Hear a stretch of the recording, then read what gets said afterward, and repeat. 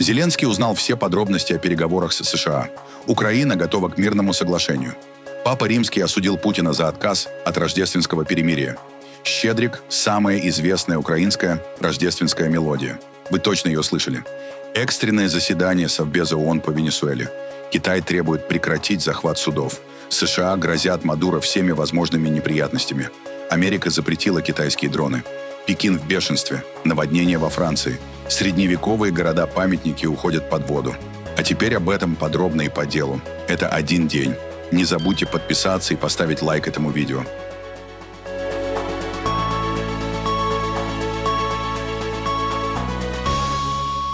Украинские переговорщики Рустем Умеров и Андрей Игнатов доложили президенту Владимиру Зеленскому о результатах визита в США.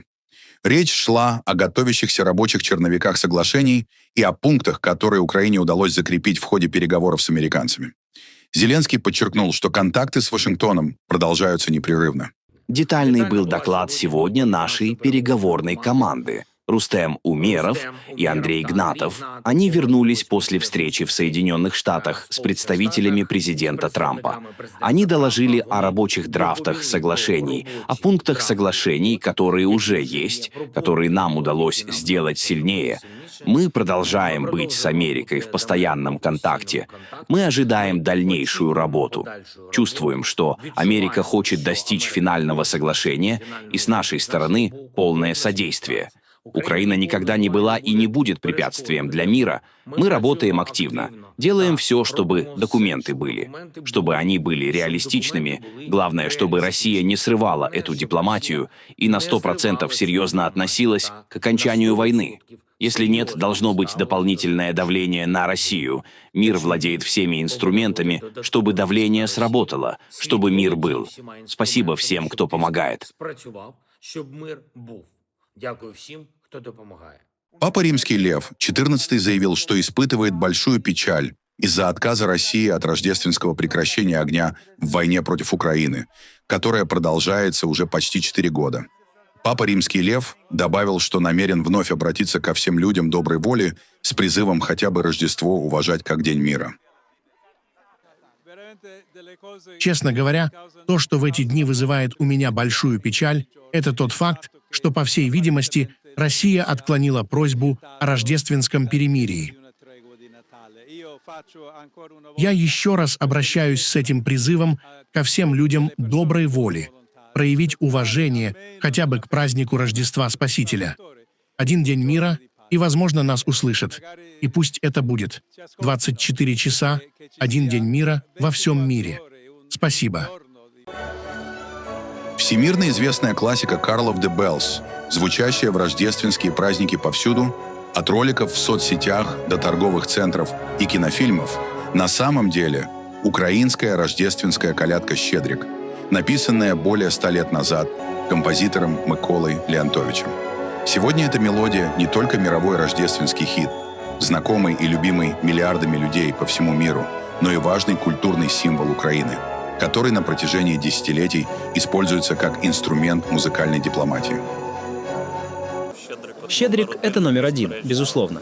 Ассоциация с Рождеством, рождественскими праздниками, которая стала всемирно известным произведением, и у меня вызывает только самые хорошие позитивные эмоции. Украинцы называют колядку «Щедрик» одним из музыкальных символов страны в мире, вызывающим самые глубокие эмоции.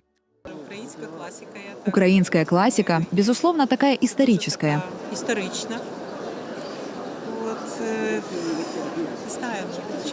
Ну, я не знаю. «Щедрик», он и есть «Щедрик». Это рождественский, украинский, можно сказать, рождественский гимн Украины.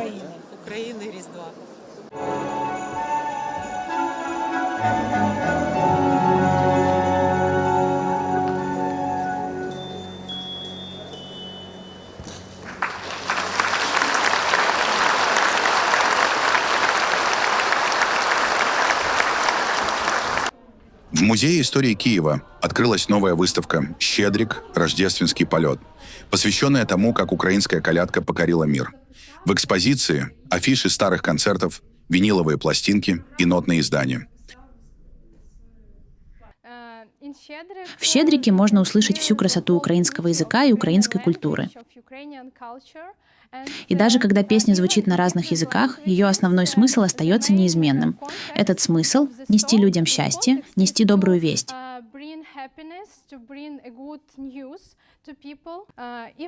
И сегодня мы имеем «Щедрик» в исполнении Леонтовича и «Кошица» как форму культурной дипломатии Украины. Потому что люди слышали о «Щедрике». Они точно знают, что это украинская песня, что это украинская культура.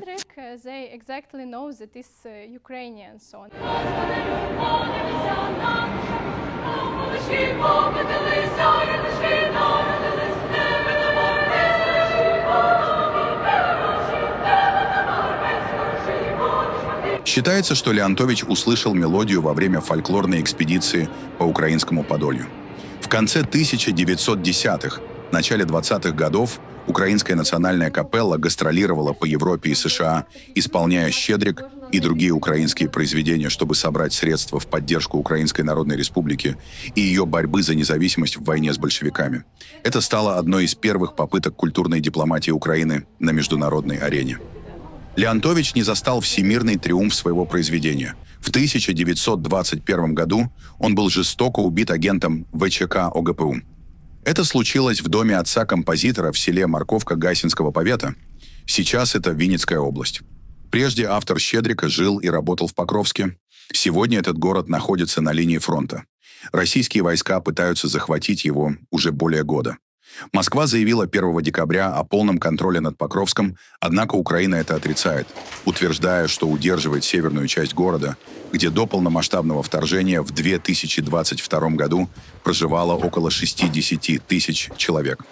Хотя нет точных доказательств, что «Щедрик» был написан именно в Покровске, этот город остается частью истории композитора. Памятник Леонтовичу, установленный там в 2018 году, был эвакуирован в Винницу в сентябре 2024 года из-за усиления российских обстрелов. Венесуэла созвала экстренное заседание Совета Безопасности ООН в связи с действиями США в Карибском бассейне. Вот главные и самые яркие заявления. Вот уже несколько месяцев весь мир имеет возможность наблюдать, как Соединенные Штаты продолжают целенаправленно нагнетать напряженность вокруг дружественного Венесуэлы под предлогом борьбы с контрабандой наркотиков и террористической угрозой, незаконно уничтожая при этом гражданские суда в Карибском море. На всем пытаются навязать ущербную логику о том, что одного решения американских властей достаточно, чтобы превратить суверенное государство в криминальное предприятие, любые силовые действия, в отношении которого теперь можно назвать правоохранительной операцией и защиты национальных интересов. Мы не видим никакого смысла копаться в абсурдности американских псевдоправовых уловок. Заявление президента США от 16 декабря не нуждается в дополнительной трактовке. Это прямое притязание на природные богатства и недра другого государства и открытое, если не сказать бравурное, оказание военно-политического и экономического давления с целью смены неугодного режима. Эта разворачивающаяся интервенция может стать шаблоном для будущих силовых действий против латиноамериканских государств в соответствии с так называемой поправкой Трампа. Мы призываем Соединенные Штаты прислушаться к призывам международного сообщества, немедленно прекратить соответствующие действия и избежать дальнейшей эскалации напряженности. Мы настоятельно призываем США уважать безопасность судоходства государств региона, свободы и права, предусмотренные международным правом, осуществлять нормальное правоприменение и судебное сотрудничество в рамках двусторонних и многосторонних правовых механизмов, отменить незаконные односторонние санкции и предпринять больше усилий для содействия миру, стабильности и развитию в Латинской Америке и Карибском бассейне. Позвольте начать с того, чтобы заявить и вновь подчеркнуть. Соединенные Штаты не признают Николаса Мадуро и его окружение законным правительством Венесуэлы.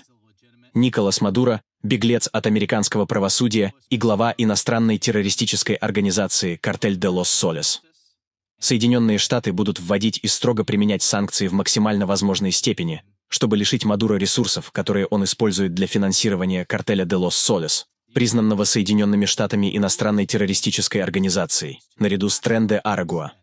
В контексте сегодняшнего заседания Совета важно отметить, что речь идет в том числе о доходах от продажи нефти, используемых для финансирования этих картелей. Реальность такова, что находящиеся под санкциями нефтяные танкеры являются основным экономическим источником существования Мадуро и его нелегитимного режима. Эти же танкеры финансируют наркотеррористическую группировку «Картель де лос Солос». Возможность Мадуро продавать венесуэльскую нефть поддерживает его мошеннические притязания на власть и его наркотеррористическую деятельность. Народ Венесуэлы, откровенно говоря, заслуживает лучшего после всего, что он пережил при социалистической диктатуре Мадуро. Правительству США, выступающему в роли агрессора, необходимо задействовать свой пропагандистский аппарат, чтобы представить себя миру в качестве жертвы и тем самым развязать вооруженный конфликт. Мы осуждаем эту опасную манипуляцию и заверяем мировое сообщество, что не утратим самообладание в защите мира нашей страны. Мы повторяем, угроза исходит не от Венесуэлы. Угрозой является правительство Соединенных Штатов. Мы сталкиваемся с массовым нарушением всей системы международного права. Это гротескное преступление, нарушающее все цивилизованные нормы. Правительство США сегодня сеет хаос и разрушение в международных отношениях, так же, как это делали зловещие силы, развязавшие Вторую мировую войну. Совет Безопасности утрачивает свой смысл, если правительство США будет настаивать на своем разрушительном предложении. Никто не находится в безопасности. Никто. Не остается принципов, регулирующих отношения между нашими государствами и народами. Именно поэтому так важно, чтобы этот орган смог в полной мере выполнить свой мандат. В этой связи мы требуем четкого осуждения продолжающейся агрессии, от внесудебных казней до актов пиратства. Мы также требуем принятия необходимых мер для того, чтобы правительство США вывело свои вооруженные силы, прекратило применение силы и сняло одностороннюю блокаду, введенную против нашей страны. Наконец, мы требуем запуска процесса привлечения к ответственности, чтобы наказать виновных и предотвратить повторение подобных действий. Должно быть окончательно ясно: в Карибском бассейне нет войны, нет международного вооруженного конфликта и нет ни международного вооруженного конфликта. Поэтому попытки правительства США оправдать свои действия применением норм военного права являются абсурдными. Национальная ассамблея Венесуэлы единогласно приняла закон, предусматривающий до 20 лет тюрьмы за пиратство, блокаду судоходства и их финансирование. Ставлю на голосование, уважаемые депутаты, второй этап рассмотрения законопроекта о защите свободы навигации и торговли от пиратства, блокад и других незаконных международных действий. Прошу тех, кто за, подать установленный сигнал. Закон принят единогласно. Таким образом, закон о защите свободы навигации и торговли от пиратства, блокад и других незаконных международных действий считается утвержденным. Закон принят на фоне действий США против венесуэльских нефтяных поставок. Ранее американская береговая охрана задержала танкер с венесуэльской нефтью и пыталась перехватить еще 2 судна. Новый закон вступит в силу после публикации в официальном вестнике и по заявлению властей направлен на защиту свободы навигации и торговли. Глава МИД Панамы Хавьер Мартинес Ачо заявил, что танкер Centuries, перехваченный США и шедший под панамским флагом, нарушил морские правила страны. По его словам, судно отключило транспондер при выходе из территориальных вод Венесуэлы с грузом нефти. Министр отметил, что Панама примет соответствующие меры. Власти страны могут лишить судна регистрации, если расследование подтвердит нарушение. Ранее США объявили о блокаде санкционных нефтяных поставок Венесуэлы и усилили военное присутствие в регионе в рамках давления на режим Николаса Мадуро. У нас есть информация о том, что суда, о которых идет речь, не соблюдали требования нашего морского законодательства. Было изменено название судна, данные о составе экипажа не совпадали, а также подтверждено, что эти суда отключили системы слежения. Все эти факторы являются тревожными сигналами и вынуждают нас принимать решения, чтобы флаг Панамы как торгового флота уважали, и он полностью соответствовал всем нормам национального законодательства и международного морского права. В связи с этим мы реагируем на эти сигналы и очень внимательно отслеживаем происходящее, чтобы принять наиболее обоснованные решения на основе всей информации, которой мы располагаем и которую продолжаем собирать. США закрыли небо для иностранных дронов. Федеральная комиссия по связи США ввела запрет на все новые беспилотники и комплектующие, произведенные за рубежом, ссылаясь на возможные угрозы шпионажа и утечки данных, сообщает Политика. В результате соответствующие устройства попали в черный список. Особенно ощутим удар для китайской компании DJI, который занимает более 90% мирового рынка гражданских дронов. Ограничение распространяется только на новые модели. Уже используемые в США аппараты остаются законными. В самой DJI выразили разочарование и отметили, что не получили четких объяснений, на каких конкретно основаниях введен запрет. Китай решительно выступает против расширения Соединенными Штатами концепции национальной безопасности, создания дискриминационного списка и необоснованного давления на китайские компании. США следует исправить свои ошибки и обеспечить для китайских компаний справедливые, беспристрастные и недискриминационные условия работы. Юг Франции оказался во власти сильного наводнения после продолжительных дождей. В нескольких департаментах фиксируется резкий подъем уровня рек, введены погодные предупреждения, экстренные службы приведены в повышенную готовность. Одним из наиболее пострадавших стал город Самьер в департаменте Гар. Утром во вторник река Видурль вышла из берегов, затопив исторический центр города. Уровень воды на рыночной площади превысил 1 метр. По данным местных властей, потоплены улицы, жилые дома и коммерческие помещения. Власти сообщают, что пик подъема воды пришелся на утренние часы, когда уровень Видурля достиг более 4 метров, выше показателей предыдущего дня.